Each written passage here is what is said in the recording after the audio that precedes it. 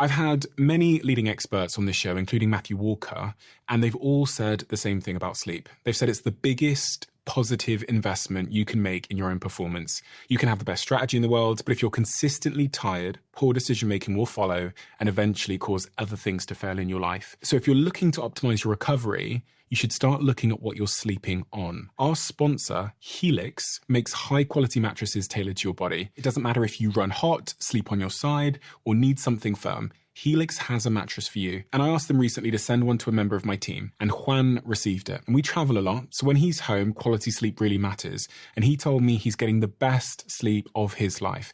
And the data backs it up, with 82% of people in a Helix study saying they saw an increase in their deep sleep. And with a 120-night trial, you've got 4 months to prove it to yourself. You can get 27% off at helixsleep.com/diary. That's helixsleep.com/diary.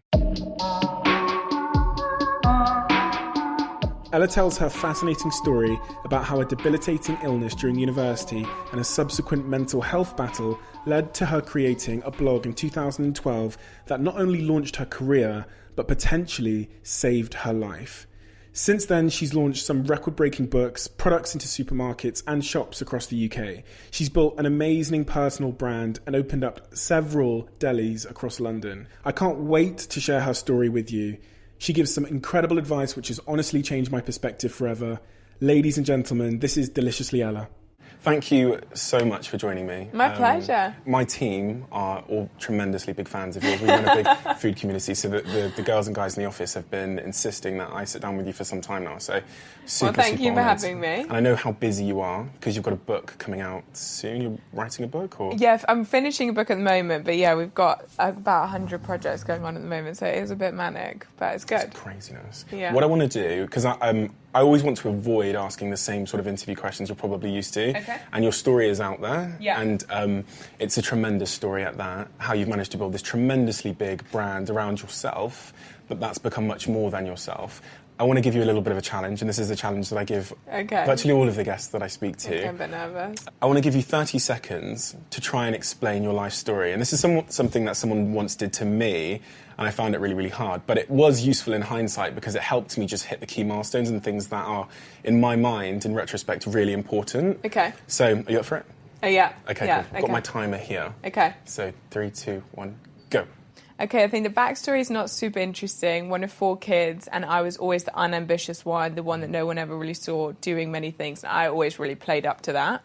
And then I got very, very unwell when I was at university. My university time was brilliant. It was all about having fun, and I was never kind of pushing myself. I know people say, what were you going to do? I had no idea. I don't know if anyone would have even employed me.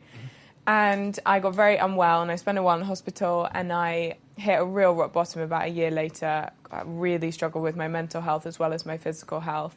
And I became interested in diet and nutrition, and I started writing a blog. And I'm also a really introverted person as a kind of in my core. And so I started talking to people online and communicating. And from that, I started Delicious Ella. It's a complete accident, and it's kind of completely changed my life. Through that, I met my husband.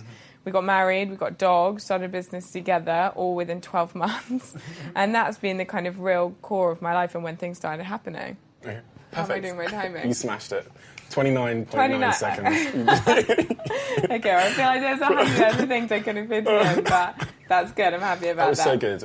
So much to talk about there.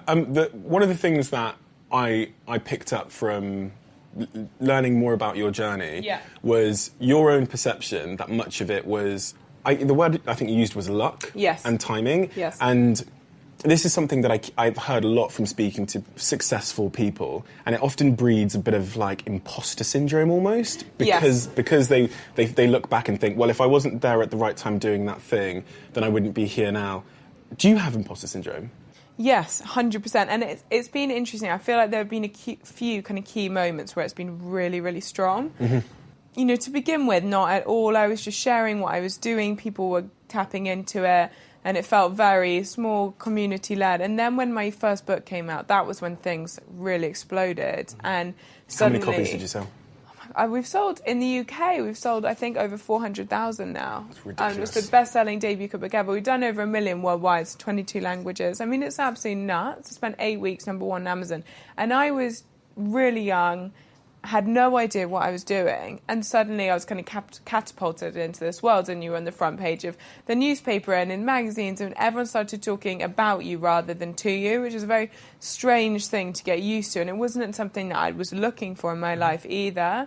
And, you know, I'd actually, my parents had been in the papers quite a lot as a kid, and I hated it, and so I wanted the polar opposite from my life, so it was quite sort of a weird experience. And that was my first kind of real feeling of imposter syndrome, of being like, well, why am I there? Why am I on the front of this? Why are people talking to me? I didn't really feel like I'd done anything to kind of earn my place to do that, especially being so young. And then as we started scaling up the business, the second time I really felt it deeply was that, you know, Matthew's my husband and my business partner. He was much more experienced than I was. And he said, you know, we've got to be the dumbest people in the room. Like, we need to go out and hire people who have brilliant expertise and things that we don't have, which is 100% the right approach. And I think it's been a really big part of being able to get to where we are today. But it was quite a strange thing as well, because, you know, suddenly, so that one of the first people we hired, and God knows why he took the job, was the head of innovation from Innocent Drinks. I heard, yeah. So he's brilliant, and suddenly he's so experienced, and, you know, he helped scale up that company, and, you know, he's absolutely amazing what he does. And suddenly you're sitting in the room with him, and he, you know... He feels smarter than you. So much smarter, and, you know, they're saying all these words and these things, and I'm like, what the hell is that? And you're like, just keep quiet. Yeah, and just completely. Hope they don't notice and it's me. gone from being your company that you lead to suddenly you're Googling under the table things to try and understand what on earth they're talking about. Completely, yeah. And you kind of feel like quite an idiot, and you sort of think, well, what's my place in this now? And it's taken me quite a long time to kind of sort of separate what's imposter syndrome and what is genuinely timing and luck, because I do believe in lots of success, timing and luck is a big part of it. I think for us, it's just that when I started writing Delicious Yellow, I did it because I was looking for the resource to change the way I ate, and I couldn't find it. And as a result, other people were looking for it too. It was, you know, there was around time like the horse meat scandal, and people kind of thinking, what's in my food? And, you know, can I do something that's not a diet, that's actually delicious, that I really want to enjoy? And people, you know, kind of vegetarianism, veganism, plant-based eating was on the rise. So people were looking for this, and it wasn't really that readily available. And, you know, I went on Instagram and started sharing it there. And again, that was the beginning of 2013 when Instagram wasn't so big. And so people looking for that kind of stuff found me much easier than they probably would now, where there's so much choice. 2013? Yeah. Okay. Beginning of 2013 was when I started on social media. Okay. So separating timing out in that sense, because 100% that played a part, but also you taking advantage of that and building on that and creating on that and engaging on it and being so focused, that's not luck. And do you still feel a little bit of that imposter syndrome sometimes? Sometimes, definitely. But I think it's getting better, and I think the more that we've done, the more comfortable I feel with it, because I do now feel like, okay, well, we have done this and we have created that, and, you know, we've gone, in 18 months, we've gone into 5,500 stores with 11 products. Like, I feel like I can be really proud of that and feel like we as a collective, and kind of led by me and my husband, like, we have done that. It sounds like the moments where you had imposter syndrome the most were actually moments where you were just taking yourself a little bit out of your comfort zone. Massively, exactly. And I just couldn't quite figure out how I felt about things and where I sat. And like, I think for a lot, and I think it's quite common for founders of things to kind of, as you get more and more people in, suddenly think, oh my God, they're so much better at this and that, and they know all those systems. And what do I bring to the table? And it's kind of going, keeping out of your comfort zone, but also kind of going back to the core of what is it that you bring to stuff that is helpful. I'm in the exact same position, so it's like music to my ears. And I remember feeling, especially when we started, feeling so intimidated to bring in smart people, because I thought I might be exposed. Exactly, and they're going to say he's an idiot. But how much better do they make you look? I know. Hindsight? So it's like good teams, like great teams, make you look unbelievable. And great teams right? are everything. Like I really truly believe that, and like, you know, I always say to people, like, I know, you know, our company's called Delicious Yellow, it has my name in it. It's my face that appears far too often for people, but behind that, the reason that we're a success is the team, and empowering that team to do what they do really well is everything. And no one is really good at everything. Like, no one is brilliant at operations, you know, idea generation, supply chain management, marketing, sales, and no one has the capacity to do all of that as well. And so I think recognizing that and trying to be comfortable with that is super important as well. So what is it that you have then? Of all those components... That's the biggest question, isn't it? What is the bit that you think, do you know what, that's the bit that I bring to the table? Well, I think what I came back to is the fact that I guess it's the vision, really, to be honest. It's none of the practical stuff. I'd never had a job before Delicious Yella. I mean, because I started it in the end of my second year at university, and it's what I did full-time once I left. And so I remember, like, when things really took off, I was like, God, I need to get some help. Like, I need to hire someone. And I put out on our Instagram page, please, someone come and work with me. And I just remember sitting down with these girls, and they were so lovely. And I didn't know what to ask them. I was like, are you nice? Like, will you help me? Like, I don't know, what can you do? And I just, I had no idea. But I think it's always been that kind of vision. So I do all our new product development, and I'll be in the kitchen coming up with ideas. I try and I do all our social media and our community engagement, events, talks, trying to get what we do across. I oversee everything on the brand side of things, so all the visuals, the marketing side, brand ambassadors and things like that, but I don't manage that on a day-to-day basis. And do you worry then that as you get bigger and bigger and bigger, that specialness that got you here will be diluted because there are other people that are touching the brand? Yeah, it's an interesting question, that. And sort of touch wood, so far I think we've done a good job of it, but I think that's also, I'm like totally obsessive, and so I still respond to every single person on our social media. I do all our social media myself. I reply to like 300 people or so on Instagram every day. Wow. And I think things like that really help. And I guess when you say, like, what can you bring? That is it, isn't it, right? Like, you can still be at the heart of the community, because I'm going to be better at being Ella than someone else is going to be. Likewise, someone who's worked in operations for 10 years is going to be better at operations than me, who's never worked in it. Say I'm a second-year student. Yeah. And it's 2018, and my name is Ella.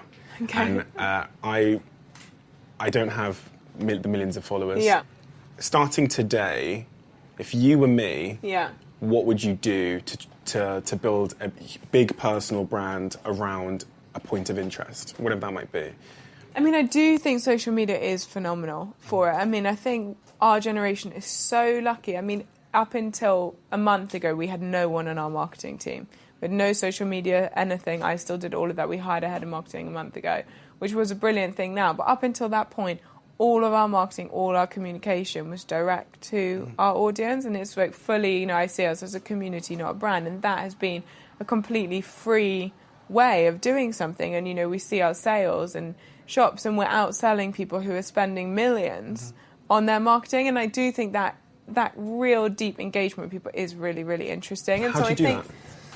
Well, it's an interesting question. I think honestly, the most important thing is being personal, but in that you have to decide how much you're willing to share, because I think that's important as well, because people want to see so much now. They want to see everything that happens in your life, and for me, that's not something I'm comfortable with. Like, I have to have a boundary between kind of being Delicious Yella and being Ella, and whilst the two aren't any different, like I don't want to show you every part of my house and every part of my friend group and all the rest of it. But you can really deeply engage with people through this, and I think that's the most important thing. There are so many people out there doing everything, but there's always space for someone to do it in a more authentic, better way, I think, in anything in the world, and that's what you've got to do. You've got to be comfortable to be yourself, not to kind of take ideas from other people back, to bring your ideas to the table and really engage with people in a personal way, because I think people are inspired by people. And if you're able to do that, I think that's key. And I do think content is unbelievably important. Like, my first pictures I found through like one of those kind of archiving website, the first blog post, and they were absolutely hideous. Everything was yellow and neon and kind of reflective light of my student house, and like it couldn't look any less delicious if it tried. And as it got better, like the engagement definitely does go up, and you've got to make stuff useful for people, right? Like, the time that people seem to connect to us best, if you're like, right, here is an easy lunch recipe, I've written it out for you, it's going to take you 15 minutes, and you just post that. That's what gets engagement. That's what gets 8,000 people just saving that post on Instagram because they want to come back to it. So I'm trying to figure out how long you put in effort before there was any sign of result. Quite a long time. My mum was my only reader for a long time. She still is a devoted reader, but she reads all the Instagram comments and will come back to me being like, you've missed this here, you've missed that there, this person wants to know this. I'm like, okay, I have got some other things going on, but thank you. It was, the first 6 months was really slow, but I wasn't intending anyone to read it at that point either, and I had about 100,000 hits on the site in that first 6 months. And then in the second 6 months, I had 900,000. And that's when I was like, okay. And there was like a little map on the WordPress, the back end of the WordPress site I was using. And it lit up the different places in the world where people were engaging with it. And, you know, to begin with, it was just the UK, and then my sister was living in America, so you'd have stuff in America, and then my boyfriend was German, so, you know, Germany was lighting up, but it was very close to home. Mm-hmm. And then in that second 6 months, it was suddenly like little islands in the Pacific, and, you know, in Asia and South America, and like I don't know anyone that lives there, and so it had obviously travelled further away than my kind of immediate friends and family. And then people started emailing in, being like, I made this for dinner, or I made this for my kids or something, and that's kind of the most bizarre experience, and I think it's still something I kind of find very weird to get used to, the fact that people are kind of taking especially at that point, I was still doing everything in my parents' kitchen at home. Mm-hmm. It was really funny to think, like, yeah, what you're creating in such a small personal environment, someone 5,000 miles away is making for their children tonight. It's a crazy thing to think that, like, you somehow transported across the world, onto someone's table. And that was a kind of really amazing moment. One of the things I find really interesting is you said that you started the blog, but not for anybody to read, almost. No, for myself. And that seems to be one of the, like, key ingredients in a lot of people's success is they weren't doing it for money or to make a career out of it, because they were so focused and on doing it because they loved it or for themselves. It became a passion, therefore it sustained the test of time, and when you weren't getting paid to do it. That authenticity is really important. And I remember, like, as I started growing, you know, I'd get offers to do this sponsored thing and promote this, and I'd just look at it and be like, well, I wouldn't eat that, or I wouldn't use that, and, like, it's not really in line with what I do, so, like, I'm not interested. And often, like, it would be really big companies offering you a lot of money. Mm-hmm. But because it was a personal thing and I was doing it for myself at this point and it was a hobby, I was like, well, why would I do that? I don't want to dilute what I'm doing. I want it to be as I set out it to be. And I think keeping those guidelines is really important, because it means that you are bringing something useful to people, because it really is authentic. It does exist for a reason. And I think when it goes wrong, and you see it a lot, is when people are like, okay, I see this person's done really well from this, I'm going to make money from this too. And they basically try and kind of completely copycat something else. And it just doesn't have that soul. It doesn't have that reason for being. And like the other day, I couldn't sleep, and I was talking to Matt, my husband, in bed, and I was talking about energy balls. And, you know, they're in 5,500 stores. We sold millions of them in the last 18 months. It's really exciting. And I was telling him, like, their story, you know, and they were, when I first got ill and I was trying to change my diet, I have a real sweet tooth, and I was really missing sweet stuff. And Haribo. Haribo. And a girlfriend of mine was like, well, you should try dates, they're really sweet. And I was like, oh, they look so brown and blobby and, like, very unappetizing compared to Haribo. And let's be honest. And so she got me trying them, and I was like, well, these are actually really nice. You put them in the fridge and they get a bit gooey. Dunked them in peanut butter, really yummy, and then I started dipping them in chocolate powder, like cacao powder. So it's amazing, we should blend this all together. I bought my first food processor, I did that, and then I started making them every week as my little snacks and my pick-me-ups, and then I started making them with my friends and family, and then with the first thing that went on our app was the first thing we did. They went in the book. That's what the community were making literally first before anything. And, you know, that was then, we put it in the deli when we opened our first deli. It was our most popular thing, and it's kind of come on this journey with us. And it's like, now you see it on the shelf in Tesco, but it's not just on the shelf in Tesco. Like, it has this whole backstory which exists for a reason. Like, it comes from a place. It wasn't like, let's make money, let's sell this. Sure. It was like, I love this. Obviously, our community are loving it too, because they're making it all the time. They're really engaging with it. Let's share this with more people. And I do think that element is really important, because people connect to it. It's like almost quite invisible, the force there of authenticity behind a story that has come from a real, genuine place. Like, people, it's what I've noticed from, like, speaking to yourself and thinking about Ben, who made Gymshark, and even Rankin, everybody that I spoke to, they all started, but that story of really, really caring about what they were doing and the reason behind it. And as a result, you don't compromise on stuff, because as you said, you really care, and it's so deeply embedded in you that, you know, when we first started looking at making our products, people say, oh, well, you know, you can actually do this and you don't have to write those ingredients on the back of the pack because it's the handling process or something. And I was like, well, we're not going to do that. because that's not honest to our audience, Sure, and I feel responsible to them. You said you're not going to cut corners because you feel it so deeply. You got ill during university. How was that experience for you? And you referenced that you had struggles and battles with mental health issues through that period. That's obviously something that is very sort of prevalent in our society at the moment, especially within young people. Can you share some of your experiences with that? And then I've got a few follow-up questions to ask around that topic. Okay, yeah. I mean, I guess it's really weird, because if you told me at that point that this would all lead to the best thing that ever happened in my life, I probably would have punched you or something. I wouldn't believe you for a million years, and I would have been really outraged that you'd even begin to think that. But it really did, and the challenge of that empowered me to be like, no, look, you are strong, you can do this. And anytime you get real criticism or negativity, I'm like, no, I'm stronger than that, I can do that. So weirdly, I'm really grateful for it. But it was a really, really tough couple of years. So I was 19 and I was at the end of my second year at uni, and I'd had the best time. Growing up was quite an interesting time. My parents had a very challenging relationship, and I was really happy to be kind of away from that. I was up in Scotland, and I was really feel like I was making my life for myself. I was having so much fun.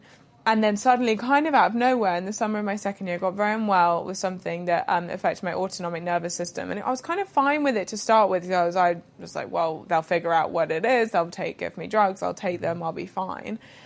And so I was kind of, the whole hospital process, everything, that was kind of okay. And then I was put on all these drugs, and I just kind of really believed they would work, and they just didn't really work. And kind of 3 months or so after starting different things, I was still not really able to do anything, and I was still kind of spending most of my time in bed on my own. Watched all the Kardashians, all Grey's Anatomy, all kinds of trashy TV, and I just didn't. I was really losing myself very, very quickly. And what I noticed was, as I said, I'm quite an introverted person normally, and I can be quite embarrassed about stuff and quite kind of shy, weird, which is weird considering what I do. But I was nervous to tell people what was happening, and I didn't really understand the illness in itself, and it's completely invisible. You can't see it.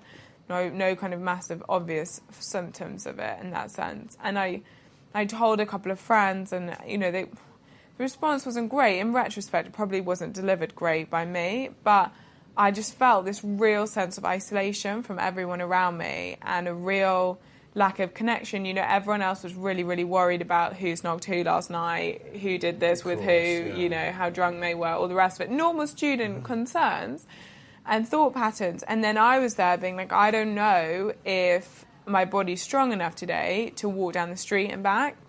And I don't know, because these drugs aren't working, how I would ever be able to be confident to do that. And that just created this kind of real crisis of confidence in me, and I just didn't know how to be with other people, basically. And I think that was one of the biggest problems of it. And as a result, again, probably not the right decision, but I didn't really know what else to do. I just completely cut myself off from everyone, basically, because I didn't really know how to communicate with everyone. And I remember, as I started to get a little bit better, my boyfriend at the time, who was unbelievable throughout the whole process, he lived with 4 guys who'd been good friends before. They were amazing, and he was like, let's go sit with them in the living room. And I was kind of just petrified at the thought of going to sit in a room with other people, because I thought they'd all look at me like, she's so weird, what's wrong with her? And, they were watching a movie. I just remember leaving the room just crying, because I just felt so uncomfortable in my skin with people. And it, actually the physical health, to get that back on track, it took kind of 2 to 3 years, and I worked closely with my doctors and nutritionists and all the rest of it. And I did, touch wood, manage to get that quite stable after 2 years, and then it took a kind of further 2 years to get into kind of what I would feel like is a good place. It took my mental health so much longer, because I was already quite an insecure person, and then suddenly to feel like you're such an alien, and that everyone else is doing something and they're normal and you're not normal because you can't do that, was a really, really challenging thing. And I know it's something that sticks with me today, and I'm always conscious that people think I'm boring. And the other day, my husband was making fun of me something and it said boring, and I had this complete panic. I was like, oh my God, he thinks I'm boring. Everyone thinks I'm boring. And it's amazing how those kind of insecurities do really, really stick in you. And do you think that, you talked about that idea of the perception that everybody else they were doing all these other things and they were being normal per se. Do you think that social media... Oh my gosh, 100%. You don't know what I'm going to say. I know exactly what you're going to say. I was going to say, do you think social media is contributing negatively to that? Specifically things like Instagram, where you just see that highlight Instagram reel. I wasn't on at this point. This was now, end of 2011 to beginning of 2012, and most of my friends weren't really on it at that point. So it was Facebook. Right. But I remember times where there were big parties in the year that I'd been to the previous 2 years, and I knew everyone was so excited about what are you going to wear, what are you going to wear, it was a big thing. And then I obviously couldn't go, and so I was just watching, more Kardashians or something in bed. Kardashians doesn't help either, No, right? Surely no, I don't think it did. And I'll come on to that actually in a minute. But I would then refresh Facebook, seeing pictures of them all looking really gorgeous and glamorous, all dressed up, whereas I hadn't put on makeup in a year, and I hadn't washed my hair, and I was a bit of a mess in that sense. And I was like, God, they look so amazing, they look so happy, they're living their life, and look at me, I'm on my own, I've got no friends, I've got nothing going on. And the reality is, if I ask them next day, actually, how was it? They're like, oh, well, this person did this, and this person, I was so annoyed with this person about this, and then, but you see this image which is of such perfection, and you just compare yourself to it, and you compare yourself really badly to it. And I've always been kind of quite keen with my social media to be quite honest with it and say that a lot. It's a snapshot, it's a curated space. If people make you feel uncomfortable, go away from them, but don't also believe it's fully real. It's not real. It's just a minute insight into 24 hours. It's a kind of 1 second out of thousands. Because I made breakfast this morning, and then I went on your Instagram, and I just felt... Yeah, inferior. And also, but seriously, when I make breakfast for Instagram, it looks different from when I make it at home, which is just into it's a like bowl. A piece of art. Totally. But what you're saying about the Kardashians, about watching that didn't help, is also an interesting point. And it's not necessarily about the Kardashians as such, but it was what was actually the most hard part, and where starting the blog was actually my complete saviour, was that I massively lacked any sense of purpose in my life. Right.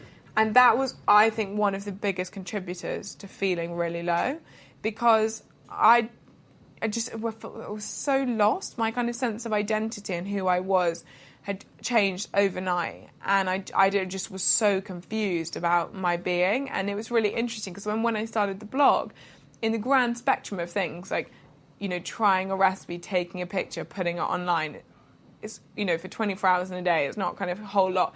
But I felt like I was doing something. I felt like I could tick something off a list. I had achieved it. I created something. And suddenly when I was then seeing people's pictures on Facebook, I felt much less bad about it, because I could be like, oh, well, I'll spend this time thinking about my next recipes, and I could do this with this, and I could do that with that. And being excited about that, and feeling like it's okay because I'm not there, because I can do this and I want to do this. And when I felt like I had nothing else to do and there was no sense of purpose, that was when I felt my most low. And I come back to that a lot. And I think when we were saying earlier, with the imposter syndrome, it's when you're a little bit kind of confused in yourself about where you sit. And it's really taught me that importance of kind of being comfortable in yourself, because I think that's where the biggest insecurities and therefore issues often stem from. And so what would you say to yourself in that moment, if you could just go back and have 1 minute with yourself? What would you say to... Do you know what? And I'd hate myself for it, but I think it is, and I think I've learned it more and more, is that there are choices in life, and I wasn't making it any better. It was a crap situation. There's no getting around it. I was 20. I suddenly, my heart rate was 190 whenever I stood up. I was so dizzy. Felt like I was going to faint. I looked like I was 9 months pregnant. I couldn't eat anything. My digestive system was so bad. I spent 2.5 years on antibiotics, including antibiotic drips for chronic infections. I had really bad chronic fatigue. I had loads of pain. I couldn't do anything. That's crap. There's no... I'm not trying to say it's not, but... Sitting in bed on your own, refusing to communicate with people, watching TV on repeat and eating pick a mix isn't making it any better. Sure. And I think that's what I realised when I started trying to cook, and just, even though it took a while for it to help, it felt like I was at least trying, and I was trying to move in the right direction rather than kind of sitting there feeling sad about the situation, but not doing anything to change it. And I think that would be my biggest lesson, and my biggest thing that I would say to myself is just try and see if you can change it just a little bit. Even pick up the phone to someone, be honest with them, see if they'll come watch the movie with you, and that would have made it a lot better. That's amazing. There's so many. I feel like we're in a generation at the moment that are. It almost feels like mental health issues are more prevalent now than they ever have been before. Yeah. And I'm not sure whether it's awareness has gone up surrounding these issues like anxiety and depression, or whether it's because social media is causing it. So I'm not sure if social media has increased awareness or social media has increased.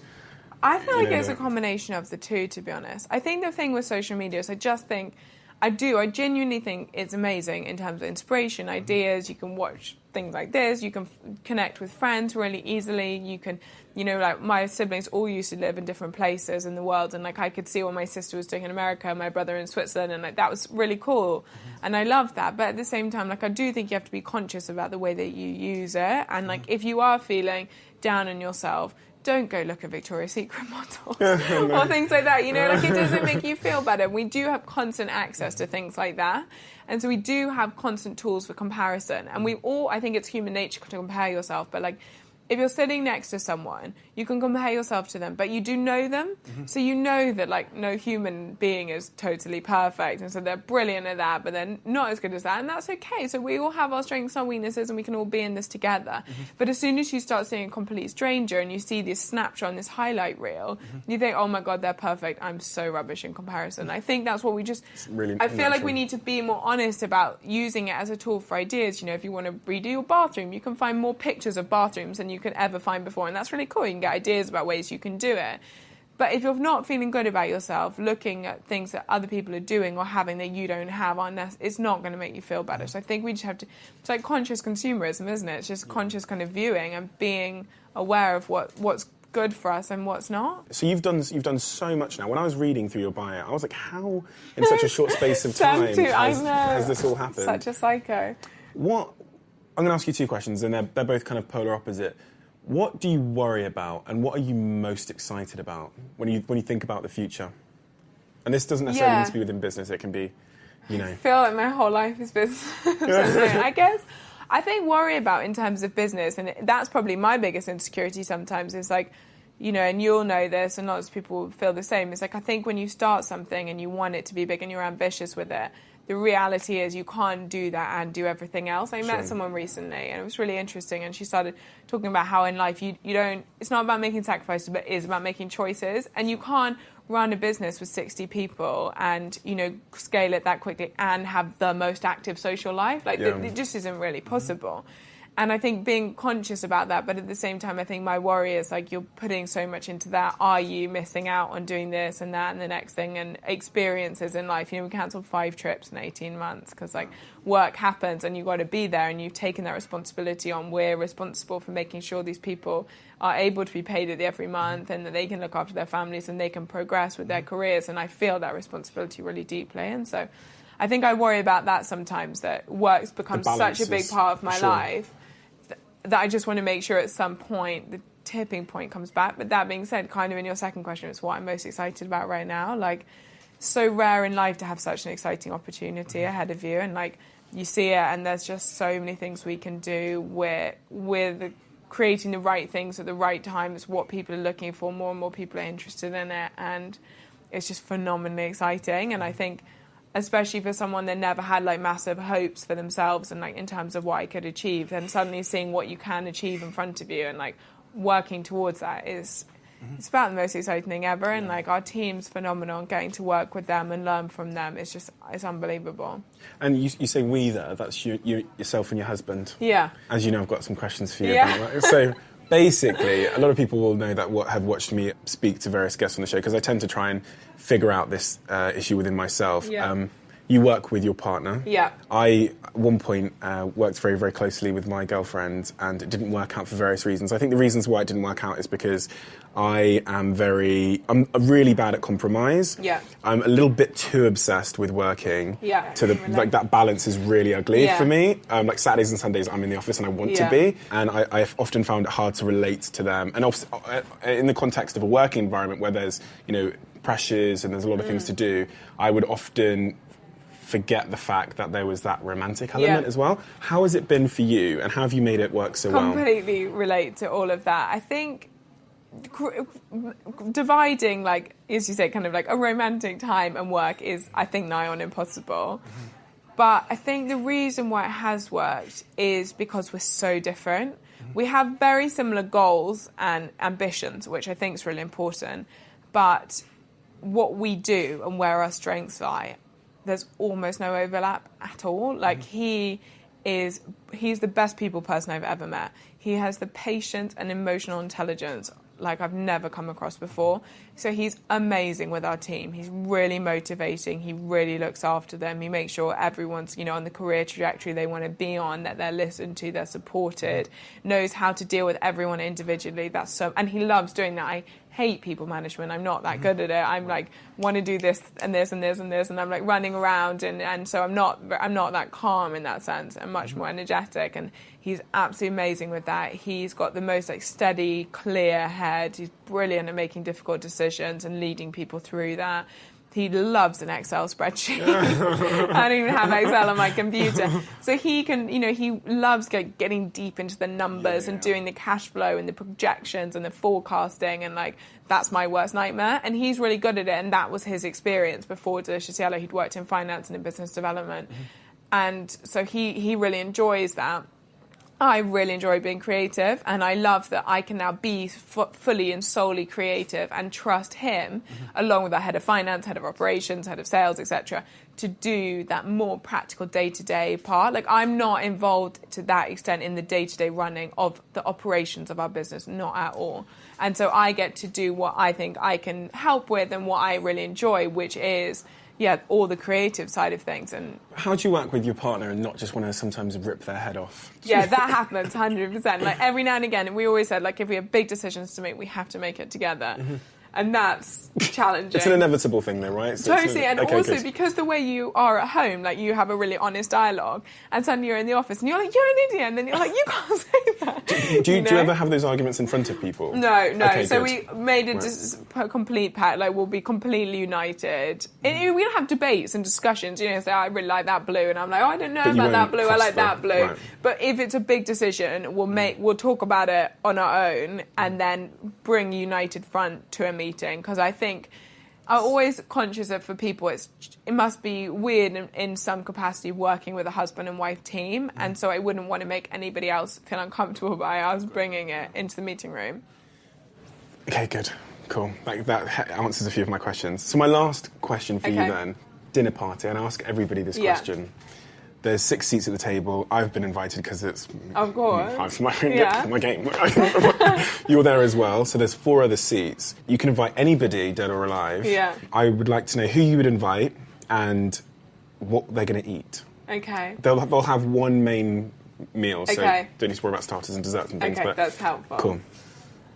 It's such a hard one, isn't it? Because you're so torn between different things. One part of me is I want to invite the Spice Girls. Although I've only got 4 seats, so I don't know who doesn't get the invite. Not invited a husband just yet. I know, I just want the Spice Girls. Your husband's outside, Exactly. You're like, we've got the Spice Girls in there. Or do you want your childhood crush? I used to have the biggest crush on Enrique Iglesias. Do you want him there? But then a Dolly Parton or someone like that who just thinks brilliant. Or do you want it should be quite interesting and get Trump in the room, who doesn't want to ask him questions? And are you trying to create a dynamic as well amongst the guests? Exactly. Would it be weird to have Scary Spice and Donald Trump and Enrique Iglesias at your table together? It might be an interesting time. So we'll bring them all to the table. So you're going to go for? Yeah, you're actually going to go for Donald Trump? Well, I think it'd be an interesting dynamic, and I would like to meet them all. So we're going to go for Scary Spice. Yes. Why not? And Donald Trump and Enrique Iglesias. And as the 4th person, I think I'd love to meet a Queen Victoria. I do love all that kind of historical fiction. Yeah, well, you've got the other seats, so I don't know how you bring everyone together, what Queen Victoria has in common with Scary Spice. But I think it'd be really interesting. What are they eating then? Indian food. So again, I don't know how well that goes, but it's my favourite.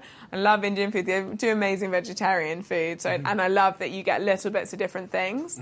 So I'd have loads of different curries and chana masala and aloo gobi, loads of garlicky naan.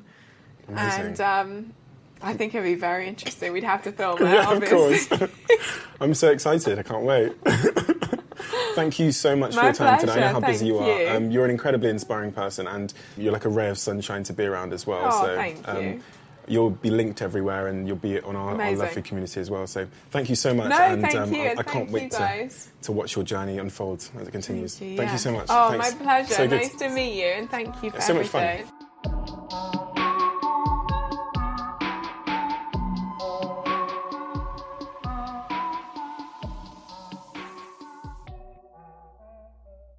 For the last couple of years, I've been working on something that I realised every podcaster listening to this, but actually probably every creator listening to this, might just need. Podcasting is difficult for many reasons, and one of them is that these hosting platforms don't give you much information, and also, because they're so fragmented, you kind of have to go through every single platform, uploading it to YouTube, and then taking the same big old video file and uploading it to Spotify's platform. It takes huge amounts of time, and that friction means most of us don't do it. That is the problem we set out to solve, and so we built something called Flightcast, which you can find at flightcast.com.